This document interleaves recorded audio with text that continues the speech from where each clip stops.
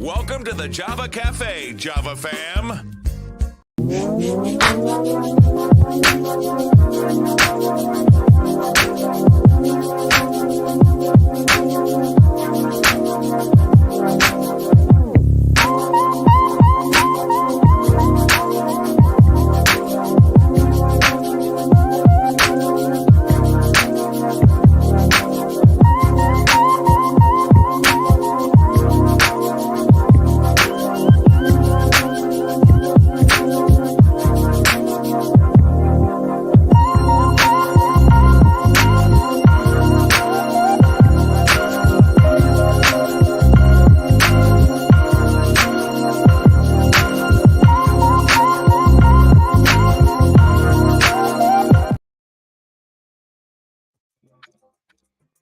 Good morning.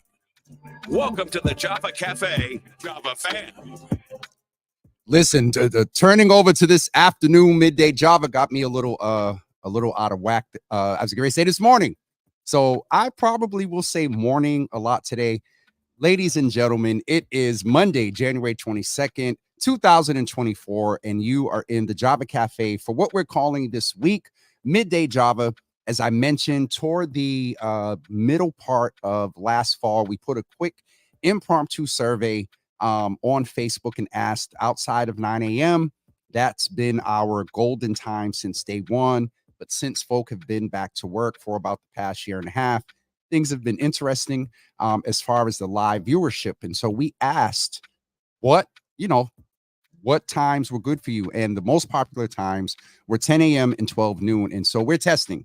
We did 10 a.m. last week. I need to look at those numbers. We're doing 12 noon this week. And for this week's theme is Your Healthy Java. We have not had a formal Your Healthy Java episode in a few months. We are currently in the process of revamping that.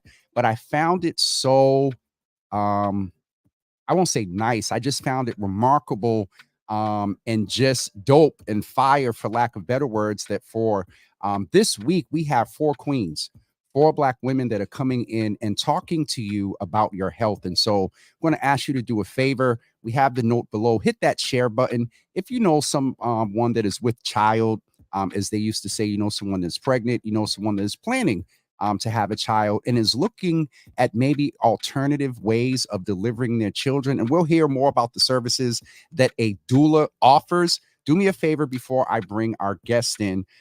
In the comments, let me know if you're familiar with a doula. Have you used a doula? Do you know anyone that has? And we're going to bring our guest in just a couple of seconds. Let's go into Java Cafe and see who's in and say good morning. Tashad, good morning to you. Good to see you in the room. Good morning to you. Lord Jesus, the name is right there. Heidi. DeYonna, but now I don't think this is you. This might be you, but if it is, okay, I was getting ready to say, I'm looking at the spelling. I'm like, we had a typo.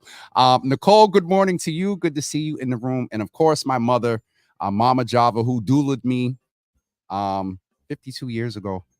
Good to have you in the room. Tashad said that her sister used a doula and she was amazing and so helpful. So listen, let's go ahead and bring her in the room without further ado. And you are so... You just give off such a wonderful, but what did you do between the time I seen you 2 minutes ago and now? I got more excited. I'm like, was it the lighting? Did you know? Right. I mean, okay. DeYonna. I got more excited about being here. Yes, DeYonna, that was my mother, by the way. That was your mother? DeYonna. Oh, Jesus. All right. So the only reason why I say that is because if your mom's like my mom, she's going to be in here. She's going to be commenting. She's going to talk about how proud of you she is. She's going to tell everybody to follow you and whatnot. There's nothing like... My mother is my number one fan.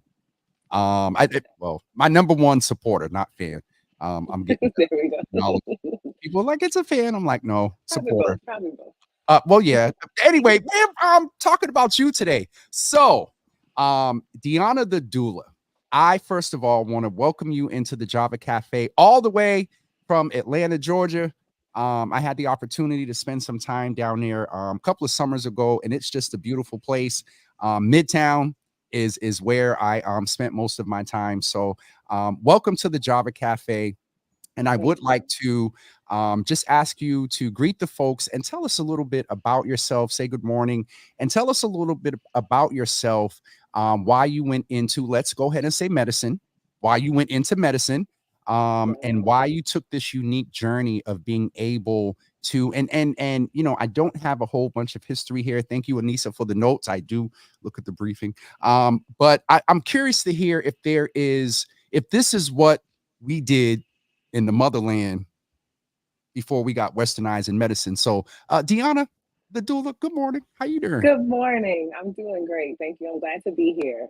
Get to talk a little bit about maternal health and how it impacts and becomes a great foundation for a growing family. What led me to become a doula is one, I have a son, so I'm going to start there. My son is 8 years old now, and I had a wonderful tribe of people around me to support me throughout my pregnancy and labor and delivery experience. But I will admit that I did walk away from it wishing that I was more empowered. There were a lot of questions that I never even thought to ask. And so I think it led to a lot of confusion and a big rebound for after my birthing experience. And so with that information, it did lead me to figure out what it was that the support that women were getting before westernized medicine started to take over. And yes, midwives, we still have midwives, which midwives are actually doctors now. They are MDs, which is wonderful. But being MDs, they do have a lot of medical concern, whereas a doula, I tend to your emotional concern. And so when they work together, it creates a nice harmony and balance of being affirmed and supported, having guidance, and just someone to be an informational and educational person around you so that you can be more informed when you're communicating with your doctors, when you're alone, and when you're tending to that growing family. So I'm grateful for every opportunity that I have to be with women, fathers, anyone who is expecting, however they choose to identify. I think it is wonderful to have just an outlet or a source of information. And it's nice sometimes when I meet my clients because I think they have the opportunity to show up how they want to be and not necessarily how they think they're supposed to be. So I get to be a stranger, but a welcoming one. So it gives me the opportunity to see who they are, help them identify their goals, and it's been a blessing so far. I'm really grateful for the opportunities. I have to, I would be remiss to not say this because I'm thinking it. If a family is making a decision on first impression of hiring and you being their provider, oh my, you have a very welcoming, soothing, calming presence. And so I think that is so important. There is so much to unpack in your introduction. I'm going to try, you're going to make me, the audience knows that if I grab a pen and a piece of paper, it's about to be a real good interview. But so a couple of things there. The first thing that comes to mind while I'm gathering my thoughts are, can you define the difference? And you did a little bit, but there's midwifery, and then there is being a doula, and you hinted to the fact of them potentially working together. You made a statement also that, you know, the midwives may focus on the medical and the doulas focus more, I would say, on the emotional, which very particularly in this case is very important to the, you know, the pendulum of the mental health, being health, and etc. And so can you kind of just go a little bit deeper into that just so folks have clarity in case they're looking at alternative ways of bringing a child into this world? Absolutely. So midwifery would be more of your actual medicinal side, like you just described. They are going to be the ones who are spending a lot of their time and efforts making sure that both mom and baby are safe as it comes to their physical wellness, keeping them safe from infections, from making sure how the baby is growing, watching how labor progresses, making sure that mom and baby are both safe in the progression of labor. And that is going to be something that has its checkpoints, right? Well, there are different as labor is progressing, there are different strong checkpoints. We can go on about this forever, but I would say your midwife would do a lot of checking in once you reach certain checkpoints. Your Okay. doula is going to be with you from the time you think your labor is beginning until that baby has been delivered. So that the doula is going to be watching your emotional state throughout, making sure that you're managing and handling contractions well, making sure that you're moving your body in ways that are going to help your labor progress in ways that are healthy for you and baby. Um, Sometimes my job could just be as simple as getting the mother-in-law out of the room when she's making your nerves a little bad. You know, most mother-in-laws are great. We love them. But sometimes having that outside source that can kind of see things that are happening and be a little more preemptive versus when your doctor or midwife may be visiting your room um, hours at a time. Your doula will be by your side from start to finish. And so that would be the main difference. I would like to say that the midwife mostly focuses on waist down, and your Okay. doula is doing a lot of her work waist Waist up. up.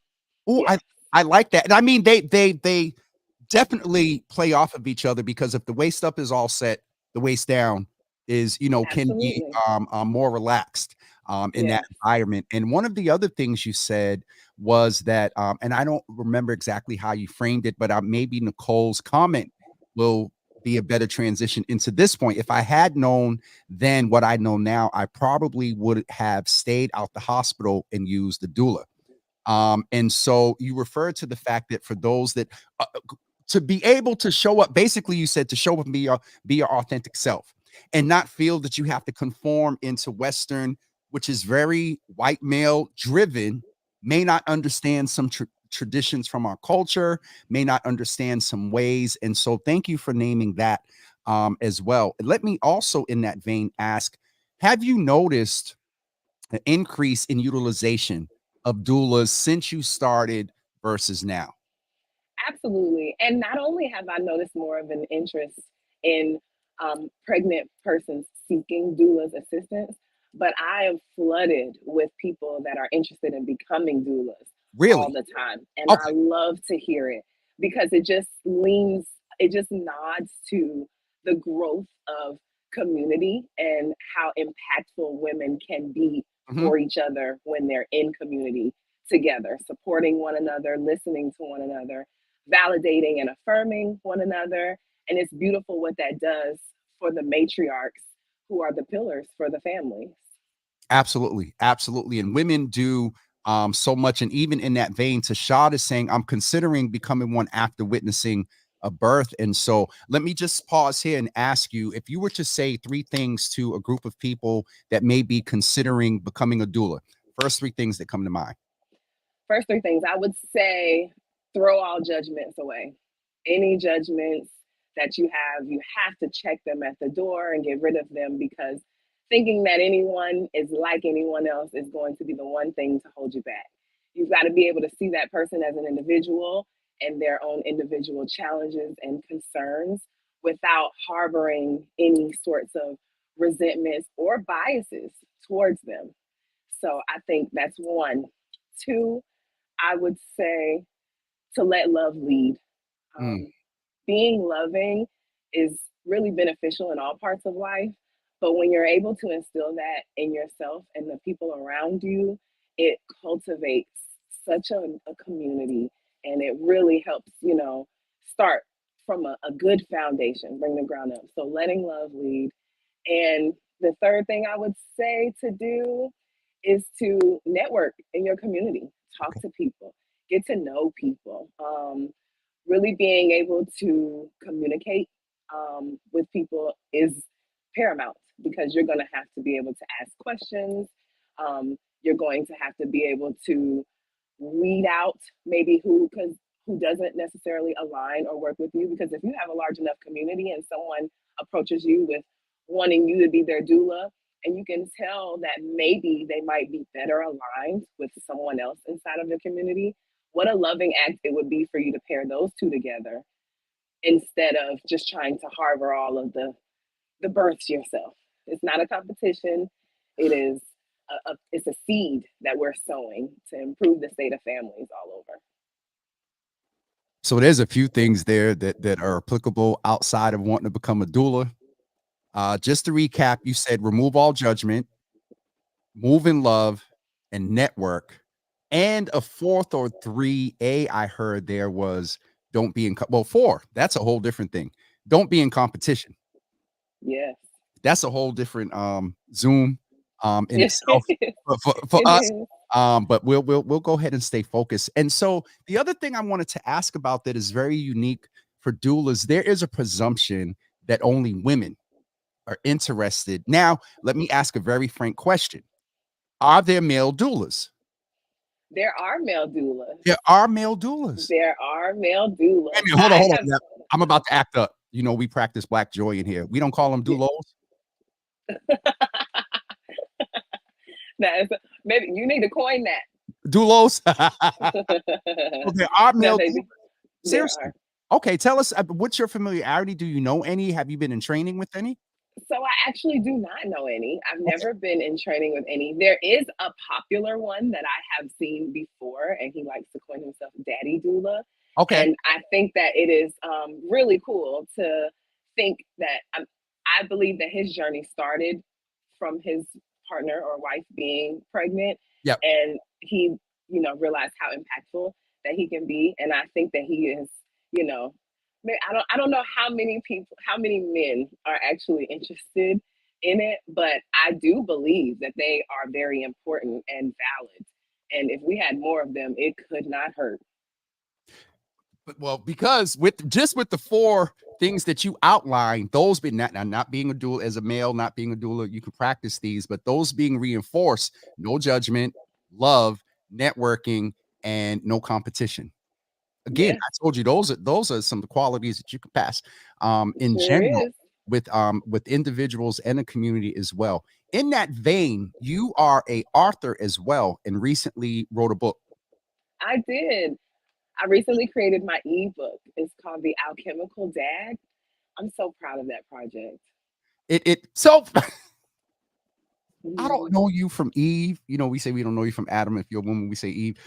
But there's just something about you, DeYonna, that is just really, really charisma, welcoming, pulling in, gathering. And is that an attribute that makes your field a lot easier? I would definitely say so.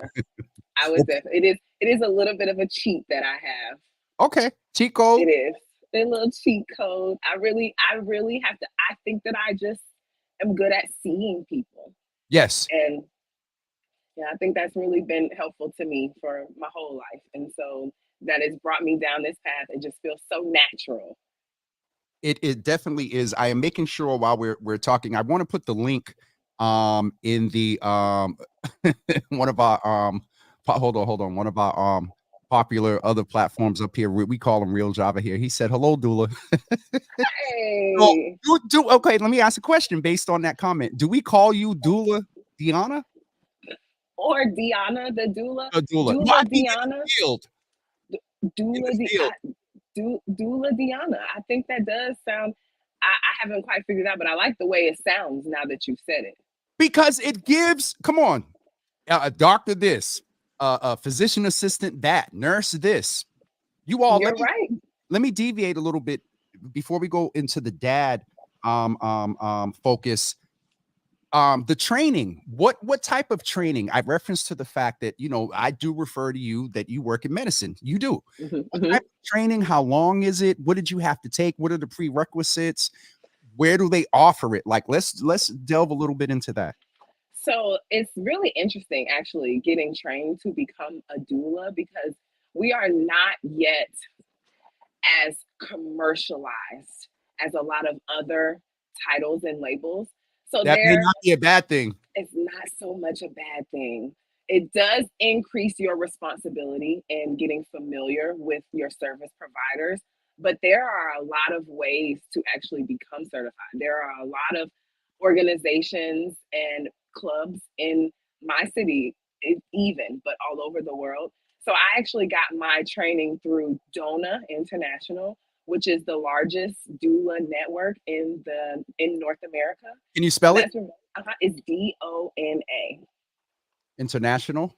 You're gonna see her pop up. .com or org? .com. Okay. DONA. Yes, I have to check to be sure. We be doing it right. We both doing it in real time. Good. Okay, good. But yes, and but they're more of a classic. I would like to. I do say that I like to receive my education in a classical sense, and then I step out to get more information from all the areas. I like to absorb from everyone around me anything that might be beneficial. And that my experience with DONA was wonderful. It was actually only a week that we had to sit in class, and then the certification process happens over. It could be a couple of months to a couple of years, and so that includes actually attending live births. There's a lot of reading involved. The prerequisites are a lot of reading.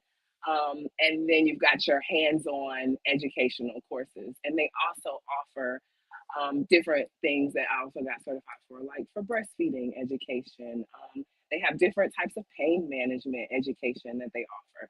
But there are a lot of groups that you can get training for up to a year, and maybe they specialize in certain types of births. Like, for example, there's a birth, it's called a VBAC, which is a vaginal birth after cesarean. So you might even find a doula that specializes in that type of birth, right? Or first time parents. Or can we just pause for a second, just because of minimal familiarity? I've had some family planning training. You just demystified this notion that's largely believed in Western medicine, that once you have a C-section, any children after that, you automatically have to have a C-section again. That is something that is often communicated to women, to where I'm not a woman, but I could presume that there sometimes may be a point of disappointment because they didn't go through the whole, I'm sorry, go through the whole process. Right. You know what I'm saying? So, yes, you are right. And if you don't have anyone to tell you that, you might not ever ask the question. Yes, so you ma'am. Just get funneled down, something that's already been created for you without your input or your personal desires being taken into consideration. So that's another job of a doula, someone to just inform you of questions that you could ask.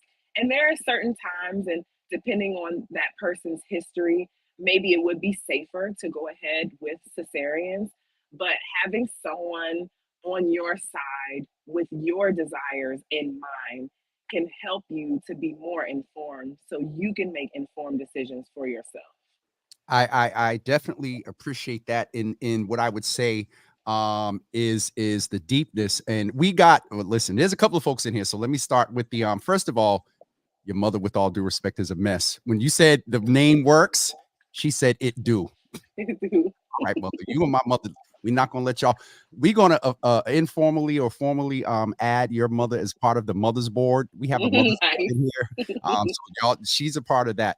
But Carl Donaldson, who I think it would be dope for you to connect with as well, he moves in the space of understanding Western medicine, but then applying Eastern sort of practices. And I'm interested in her approach and her perception of the spirit, emotional, and human tradition or human transition as the child travels through the birth canal and opens its eyes into the planet. He put he definitely said the transition. So let's go a little deep for a minute. What is your perspective of the birthing? And she's ready to. Okay, let's go. Let's go. Let's answer Carl's question. So I would just like to say I am a fan of women. Whether you choose to birth a child or not, I'm a huge fan. I will praise them, and I look out for them, and I welcome them. I do think that retrieving a soul from wherever that soul came from takes you down to the depths of the hell, and you return with another. And so I think that has probably led me to why I think they deserve so much love and support and affirmations. It is a trying time. It's a hard time. And even if that woman has had 7 children, this birth is going to be different. And so I think spiritually, emotionally, physically, both that baby and that mother are going through something just shy of traumatic. It's a My grandmother used to say, and I don't know if this is true, she used to say it's the closest that a woman comes to death. I agree. Okay. I mean, if you think about the physical toil that it takes on both the mother and the baby, the transition into parenthood is insane and intense. Now the transition, I think where Carl was going, the transition into childhood. Go a little bit deeper there of what your perspective and beliefs are of what that child in that moment, because a lot of the times I think when we focus on maternal health and women's health in this space, yes, the woman is the focus for the health of the baby, but I don't know how intentional we are in naming that this is, with all due respect to the mother would agree the priority is the baby. And so Yes. your perspective on going through the childing, not the birthing, Yes. the childing process. Yes. And give, I think for that, I wouldn't even try to guess what that's like. But what I will say that our responsibility should be to make the opposite end of that transition as calm, welcoming, loving, and open as possible. We need to create an environment where that baby is coming out from a person who is empowered and confident and strong and supported into a room full of people who are confident, empowered, and supporting that woman. And I think that energy will transcend wherever that baby's coming from, because we want to make sure they're being dropped into a space that is already facilitating an amazing relationship with not only those people in that room, but that child with itself as it learns and grows and matures. So that'd be my little take. That little take nothing. You're growing up with a little backslidden preacher, and so when I heard you say, what did you say that part of it was the process? Part of the process was snatching the soul. Get it. You gotta go get it. They gotta go get it. That we could stay right there for about 10 minutes. And so one thing I'm excited to see that there are a lot of brothers in the room. Carl said, no, understanding that a spirit has taken over that body and the companionship of those energies of how that child is processing its new home. I don't know if she sort of went there a little bit, Carl, because some of the comments are a few minutes delayed coming in. But Carl, let us know if I know why he's asking this. Understanding that a spirit has taken over the body and the companionship of those two energies and how that child is processing its new home. You spoke to the importance of making the new home conducive. Can you talk a little bit about what he's saying as far as that companionship now happening of the spirit and the body? Well, I would say that spirit already exists inside of the mother. So I don't think that the spirit enters the body when that body leaves the other body, right? I would say I will not call for when I think that life and spirit begins. But I will tell you this, babies have personalities inside of their mother. Babies have habits inside of their mother. Babies make decisions and choices inside of that mother. And I think spirit is the cause for that. So wherever that spirit comes from, whether it be somebody who was here before or a brand new soul, I do believe that a mother can already start to account for a child's their temperament before they leave her womb. And it's so amazing. And you can fester over it for as long as the day is long. But I think the best and most responsible thing that any person can do is make that environment, like you said, conducive to healthy growth, healthy emotional well-being, healthy physical well-being. So that way it gets the opportunity to flourish in ways that it's meant to and not be, thrown off by the vicious cycle of life. We got to protect them. Words, right? We got to protect them. Yes, ma'am. I was getting ready to say before I saw Uncle Carl's comment, and I know Real is joking, but he's being a bit serious. This is one of the reasons we're doing this is so folks can have an understanding of the concept and also the option of a doula. But his comment might be a good segue into the fact that you have the book, and I was almost going to say alchemist, but you call it a mechanical. What is it? I just had Alchemical alchemical dad, and so dad. that it plays on alchemist a little bit. It does. It All right, does. tell us about the book, Jesus.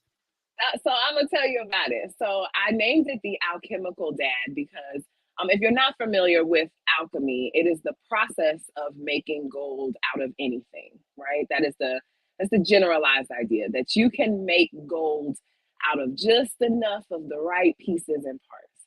And so I wrote this ebook as short and sweet as I possibly could because I want dads, fathers, birthing partners to understand how important they are in the entire pregnancy process, how impactful they can be in the entire pregnancy process, and how involved they should feel in the pregnancy process. It can sometimes, I can understand for men, it can probably feel like you're a bit of an outlier, even though you are a main component of what's actually happening here. Your part is just already done, at least at this point. But that's only in a physical sense. Yes, In an ma'am. emotional and mental space, there's a lot of work to be done as far as fostering a healthy relationship with the mother of that child, as far as understanding and delegating the responsibility of being a father even before that baby comes in. I think if dads wait until the baby gets here to start feeling like a dad, that'd be like going into the gym and trying to pick up a 200-pound weight. You're doing yourself a disservice. You got to start small. You gotta start with the 20s. Do a little bit here and there. Educate yourself about what it means, what it looks like. Start to build healthy habits. Start to learn what it means to cultivate a healthy relationship with another person. So that way you can flex all of those tools that you've learned on those 9 months when that baby arrives. It's so interesting. I'm going to go here. This is an After Dark episode. After Dark, we tend to, not be as Monday through Thursday, 9 a.m. wholesome talk show. But, dudes have a tendency to, walk around. My seed is coming. And yet that's the easy part, quote unquote, Ma and other mothers, uh, Mother DeYonna. Please excuse me, but the seed is the easy part. It's Mhm. it's from then up until we used to say 18. 2 years ago, we were saying 24. This time it's from seed to 30, where there's a responsibility. And so that is to me a real man. When you talked about the fact that they can go and flex, not just about my seed and pictures and that's my boy and all that, but really taking the time to make the emotional investment from you talked a few minutes ago about the fact that you can feel a baby's spirit as they are developing. I've heard mothers talk about, oh, he's always hungry, or she's always moving, or always want to lay on the right side. There's obviously some forms and patterns. This is, and I know folks are gonna mess with me.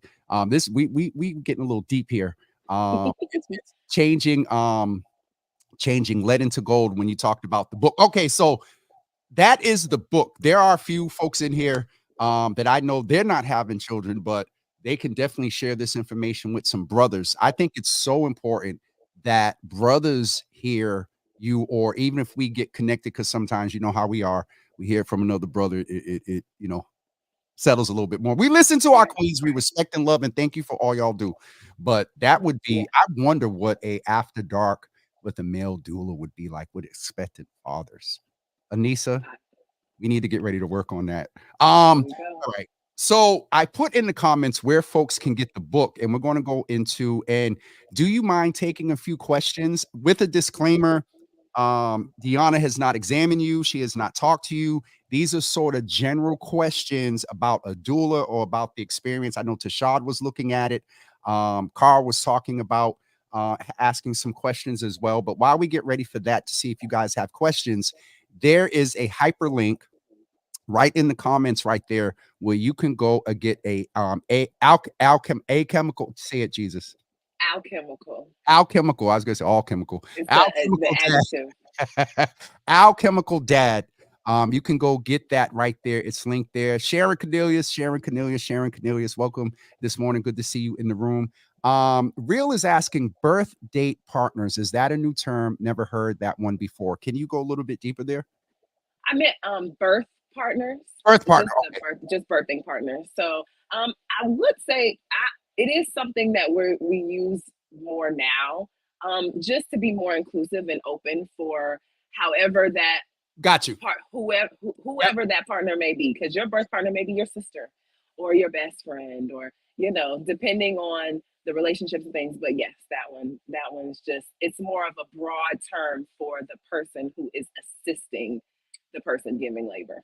Absolutely. I just wanted to acknowledge Belinda, who's watching over on Instagram. She said, I was moaning because of the pain, and the nurse told me, why are you doing that?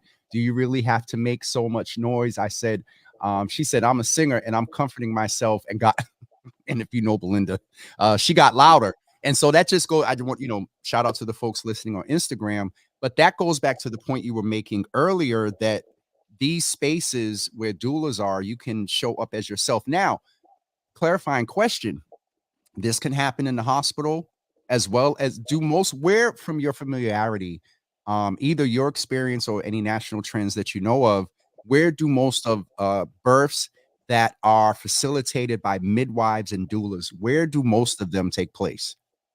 Still in hospitals. Still in hospitals. Okay. Yes. Okay. Yes. Just because birthing centers where you would have more of that, just based on trends and how the births would progress and how progressive thinkers are usually MDs, doctors, nurses in birthing centers. They typically have different layouts for how they move and operate.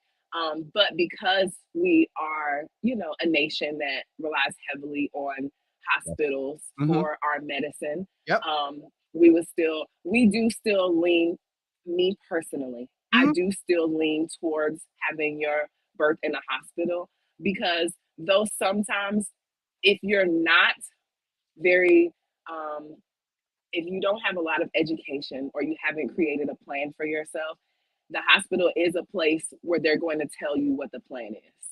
And that is— You said that very nicely. I caught that. I try.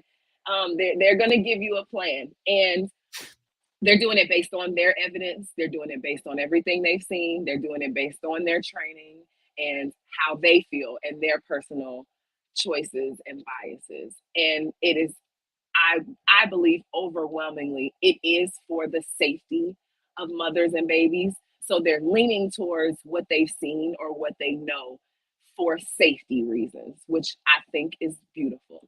But I think that people have been being born since the beginning of time. And so when you consider that what we're doing is actually not new, when you start putting in a bunch of new interventions and ways, women can get lost, and they feel that they don't have choice in the matter. And I think the one person that she needs is choice. Listen, now we can go down a whole nother path, because with the fact that a woman's choice to even decide whether she wants to get to this point or not is at risk. And so I felt that if you make the decision, you want to make the decision in a manner where you can show up as best as you can in the most healthiest manner as your authentic self, to create the environment where this child, as Uncle Carl said, is going the joining of, or the demonstration of, that spirit coming out of— folks talk all this metaphysical from this thing is you're good. Right. This thing is right. good. It's a labor and delivery is literally the manifestation of a human being. There is no clearer sign than that. A person literally comes from nowhere. I mean, this is stuff that we know.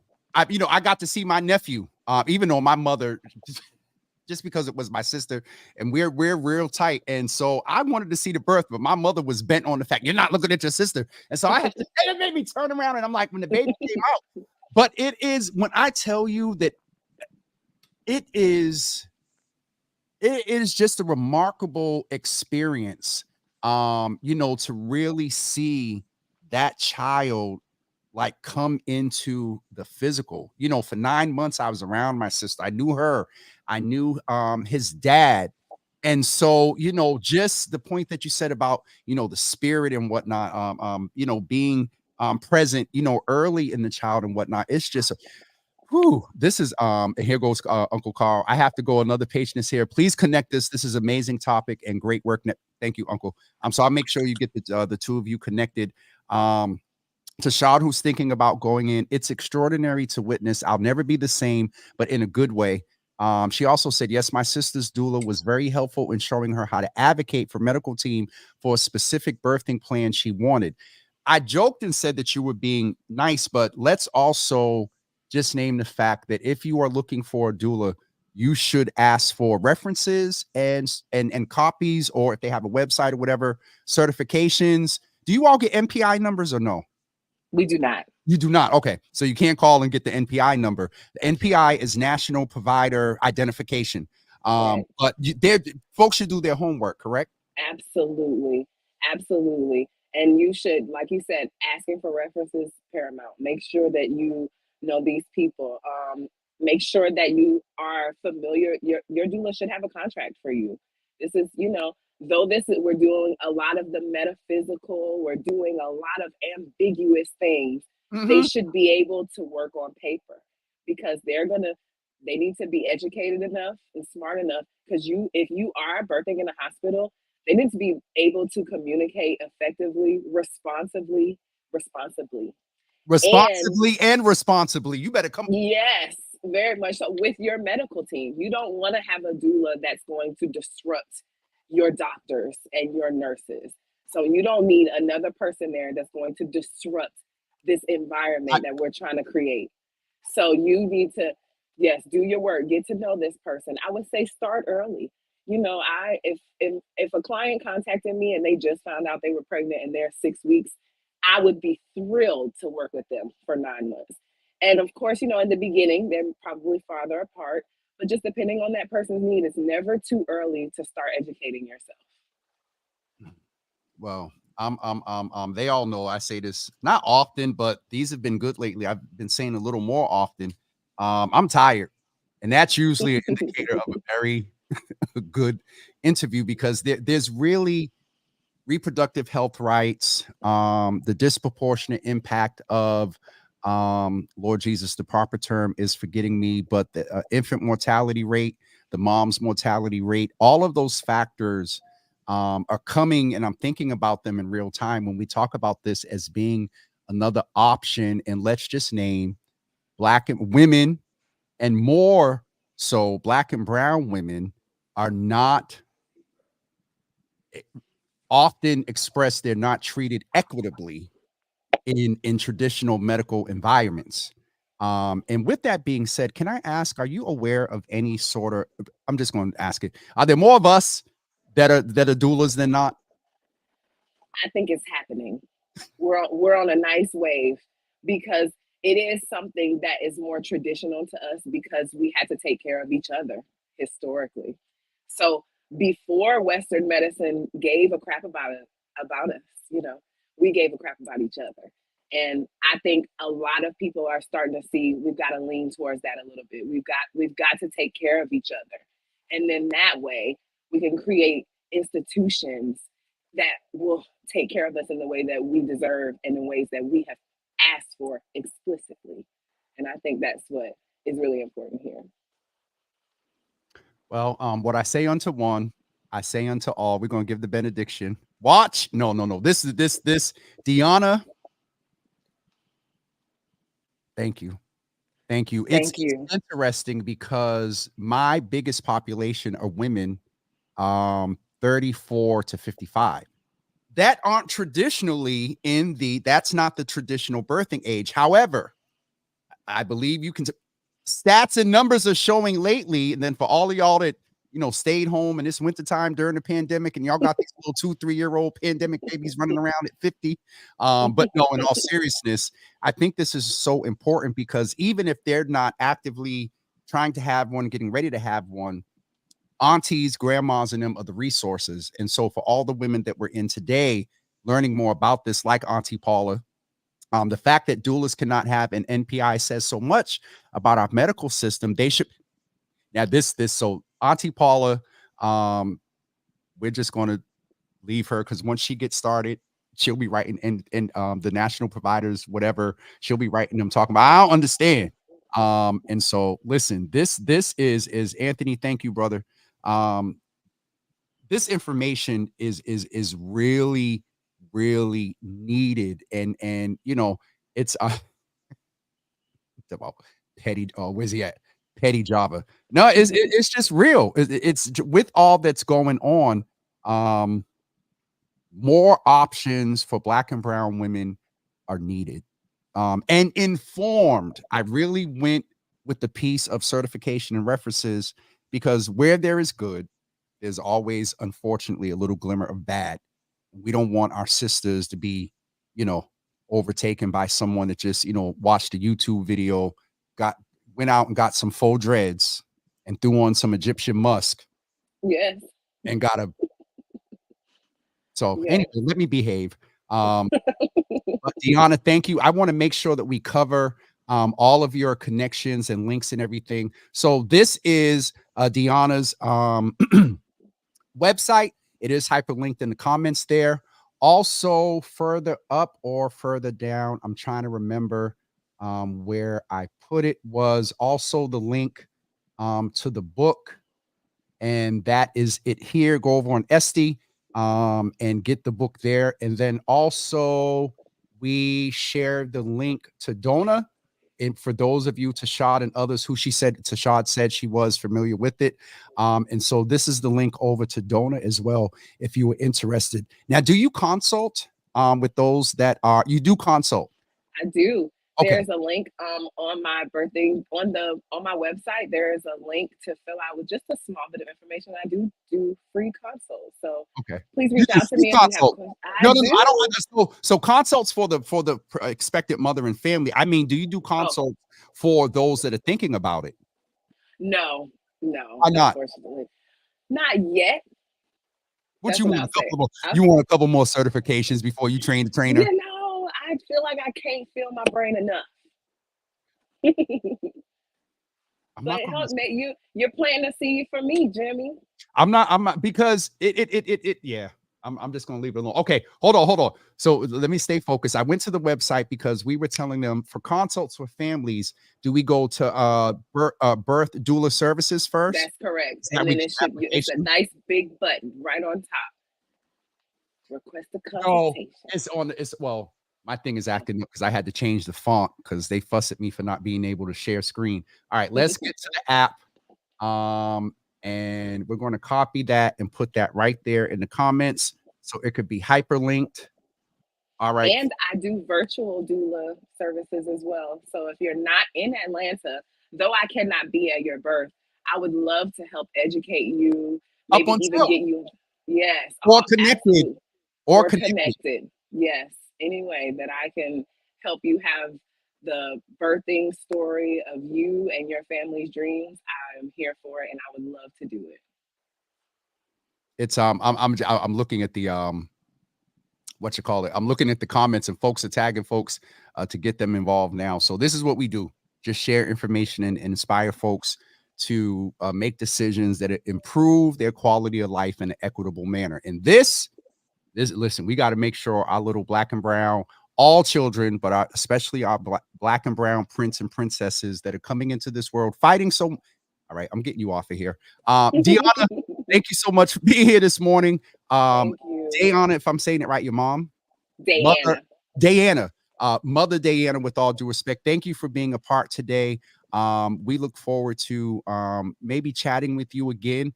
If there's any trends, if there's anything that you need to make us aware of, as far as in medicine and OB or whatever, please make sure you get the information to us, and we'll make sure that we get it out. We're Boston based, but we have national intentions. And so thank you for being in the Java Cafe all the way from Atlanta, Georgia. Thank you. Listen, Thank I'm you so much. sometime this summer, I'm going to make it back down there. So we'll reach out, because I would love to sit down and do like a face-to-face with you. And That'd really be incredible. about like brothers. And are you connected with the brother that's a doula? I'm not. Okay. Maybe this might be, somebody get this over to tag him. Anissa, We're gonna get this conversation. So we get this. We name, what's his name again? Let's name him. I think his name, right. We gotta find him. We want to get it right if we name him. Brother, if somehow you get out here and see this, and somewhere in the post we're gonna put male doula hashtag and make it find your way. But Anissa's good. She may find out. Yeah. But I'm really looking forward to hearing from you. Let us know when you do the next book, and let us know when you formally launch your consulting services for the Train the Trainer. DeYonna, it was a pleasure talking with you this morning. Thank you. I'm so grateful. I'll talk to you soon. Yes, ma'am. Thank you. Thank you. Listen, folks, that I've been saying it a lot lately, but it was one of those interviews. So much real information with the joking and stuff like that around certain things. But our Black and brown women need as many options as possible to ensure that these prince and princesses come into the world as peaceful and as healthy as possible. This is your Healthy Java Week here in the Java Cafe for Midday Java all this week at 12 noon. We will gather. Tomorrow, we are speaking with the great Dr. Thea James from Boston Medical Center. And on Wednesday, we're going to talk with Juice Up. And then on Thursday, I think I got it right. On Thursday, Erin's not here, is she? Hold on. Let me go to Anissa's list. On Thursday, we have another medical provider. Is Thursday, I believe we're talking about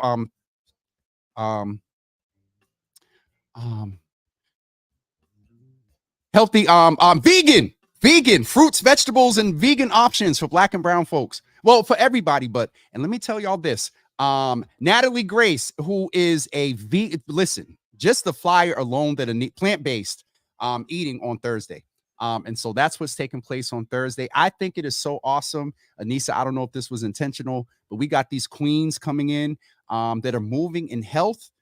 Is just awesome. Y'all been holding us down in the village for years.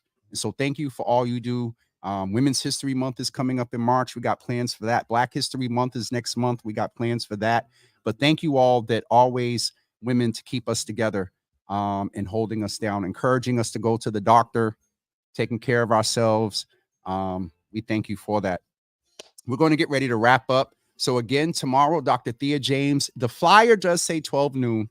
She's coming in around more the 12:30 hour. You'll be stuck with me from 12 to 12:30, but we want to stick to the 12 noon. So I decided to stick with that. We'll be here at 12 and catch up on things that went on this weekend. It is your Healthy Java Week. So please encourage someone to come in and get some information. Share this link with someone, tag someone that is, and not just women. Tag some brothers in this, some expectant fathers, some of these young men that you know are just getting ready to get sexually active and whatnot.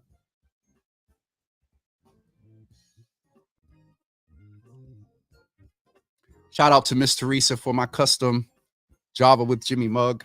Oops. Almost spilled a little bit of coffee right on this white hoodie. And also, hoodies are available at javawithjimmy.com shop. We got white hoodies and black hoodies. They are available for drop shipment. You don't have to wait. You place your order and they get right to making it. Now, I will say that the white ones are now coming out of Europe. So they probably take 2.5 weeks instead of like a week and a half. But go get your Java with Jimmy hoodie and support a brother. It's still hoodie season. Sitting with Real and some other brothers the other night. And they were talking about me doing better with merch and collaboration and whatnot. So Real Boston said, stuck with Jimmy all day, every day. Let me get one. I like that color. I was thinking the same thing. Man, listen, I appreciate y'all. My brothers in the room, AJ and Auntie Java, acknowledging Miss Teresa. She does rock. She keeps me branded. Sometimes I have to say, hey, wait, But we really appreciate you, Miss Teresa. I know you're not in right now, but when you go watch the after watch, we just appreciate you for all that you do. All right, folks. So we're getting off of here. Thank you for coming in for a midday Java this afternoon. We'll see you tomorrow morning. Habit. Almost 4 years of mourning. We'll see you tomorrow afternoon at 12 noon with Dr. Thea James, world-renowned physician that's going to come in and chat with us about health equity disparities. We'll also check in with her about her familiarity with the threefer that's going on right now, still very active: RSV, the flu, and COVID-19 strain J1, I believe, is the latest one. So we'll catch up with her tomorrow and get some information. Also on Wednesday, Juice Up, and then on Thursday, we're going to talk about plant-based eating. And I don't know if I'll ever totally give up meat. I almost said something. I like chicken, fish, and I like beef. And so I made a mistake. I say a mistake, but I watched a documentary about food processing. And we right now have an active warning in Massachusetts, thanks to some charcuterie up out of the box stores with what is it? I don't know if it was salmonella or Ebola. One of those. E. coli. I keep saying Ebola. E. coli. Plant-based, more plant-based is looking very, very attractive. Y'all don't even know that the production of beef lends to a negative impact on our climate. The methane gas that the cows discharge. Yo, I'm sitting there and I'm like, oh. And once you know, ignorance is bliss and awareness is stressful, AF. And so once you're aware, it's kind of hard to, you know, just go on and function. So now, like, I made chicken the other day. And I'm like, you know, I ate it, but I don't eat it. I'm thinking about it now. Like, was it exposed? It stayed in the salt, lemon, and I put a little vinegar, salt, lemon, a little bit of apple cider vinegar, and some water. I left it in the water just a little bit longer just to make sure, you know, that all the impurities are off. So this is going to be a good week. We'll talk to Dr. James tomorrow. We'll talk about juicing on Wednesday, and we'll talk about plant-based eating on Thursday. Listen, I said something online or something to someone the other day about E. coli versus Ebola. Sorry. It's just what you call it. That gas can be recycled into energy. It probably can, Auntie, but they wasn't they just named how much goes out and it messes with the ozone and whatnot. I was like, from cows? That means do the methane that we discharge contribute to the negative impact on the environment too? The latest flu is no joke. I had it for almost 3 weeks. Folks need to mask up again because the flu, RSV, and COVID are on the rise big time. Yes, ma'am. Dr. James, when did you go? I never went to Harvard. Let me behave because we're getting ready to do some things with. Anyway, Auntie, it's definitely. I know that I've seen movies in different heard it referenced to before as well. Look. Sharon Cornelius and my mother are ready. Keep talking for. Nope. I'm getting ready to get off of here. So UCB people, y'all can go ahead and get your 60 minutes. It won't be 90 minutes today because I got to get off of here, you all.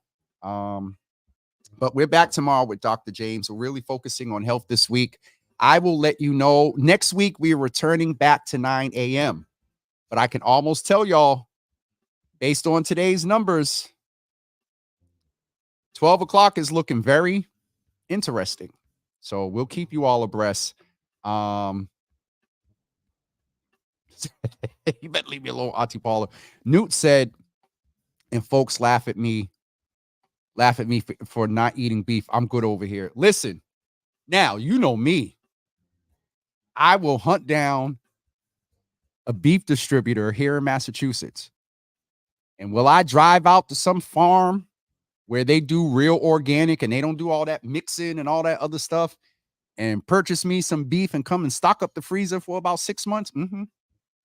There is nothing like good smothered steak with some onions and mushrooms, with a little bit of the Lipton onion soup seasoning, fresh crushed garlic, with fresh thyme, that's slow cooked for about 6 hours. And then the gravy, homemade gravy made from scratch, over some mashed potatoes with some string beans. Good God from Zion. All right. I'm getting off of here. Newt Scamander. There was something I saw earlier too, that I meant to ask. I forgot. Cracked chicken and steroid turkey. Just to say.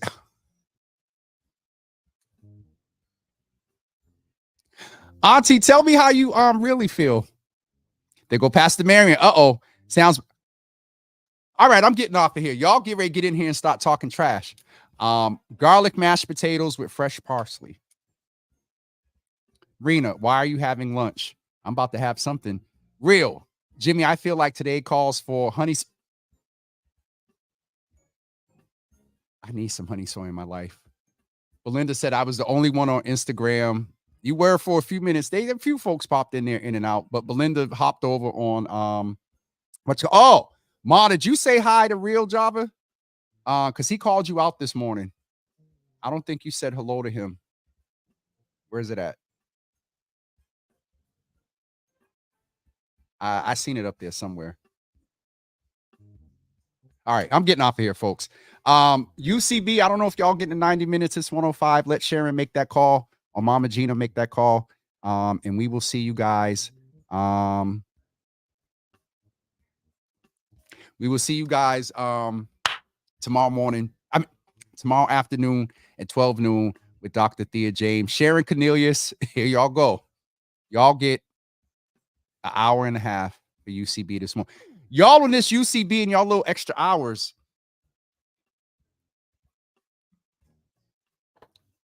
Y'all put them gift cards together and get Java with Jimmy some chitlins. No, I'm messing.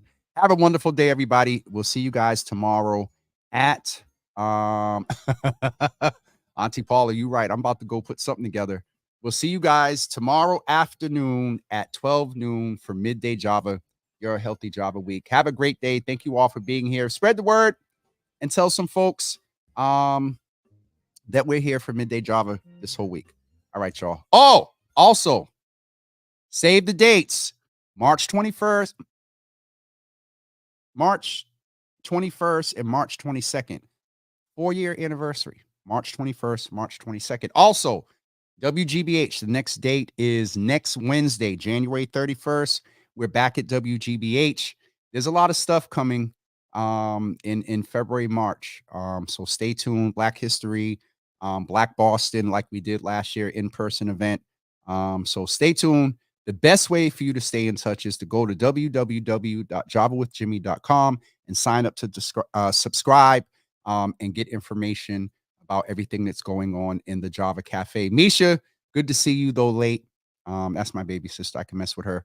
Good to see you in the room. We'll see you guys tomorrow at noon for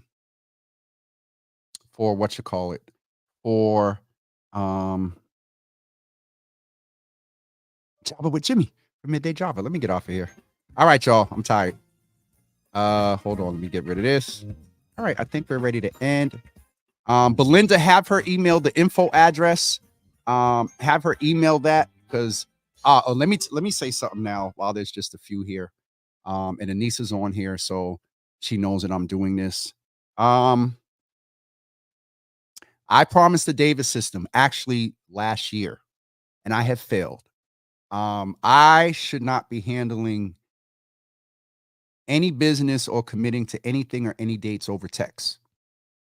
Anissa, Anthony, Aaron, the team said, Jimmy, you doing that, forgetting to tell us, not putting it on your calendar, jacks things up.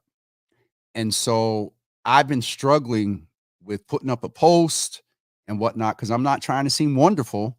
But no, if you leave it to me, I'm going to screw up. I've been known to double book. I've been known to triple book. Guests, meetings. And so with those that are close colleagues and good friends, yes, we can talk about concept and things over text, and I'll mention it to the team. But there is a booking link and there is the info at Java with Jimmy email. And so please, when Belinda, thank you. When Belinda mentioned that, and just saying to have Vivi email Anissa to make sure that I follow up and go through. Because if you leave it to me, I'm going to miss something. I miss stuff with Anissa all the time. And so please, as we're growing and trying to keep things more organized, please help me, help them, help me. All right. So finally got that out the system, y'all. Thank you for listening, and we'll talk to you tomorrow at 12 noon. Peace, everybody.